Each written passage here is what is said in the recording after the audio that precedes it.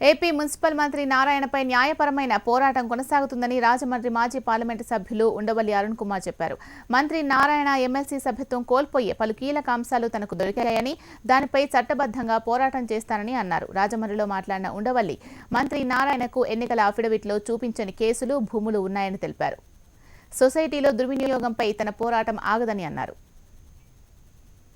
మోడీ గారు ఈ దేశ ప్రజలందరితో కూడా పోలీసు కేడీగాడితో ప్రవర్తించినట్టుగా ప్రవర్తించాడు.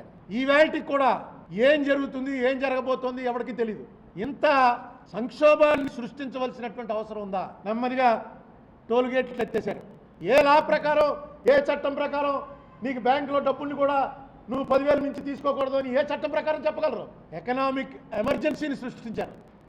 అంటే ప్రాథమిక హక్కుల్ని పోవడం అనమాట. దీనివల్ల ఫలితం ఎలా ఉంటుందో నేను విజువలైజ్ చేయలేను, కానీ మామూలు వాడు ఈ సంక్షోభంలోంచి బయటపడడానికి సంవత్సరం పడుతుంది.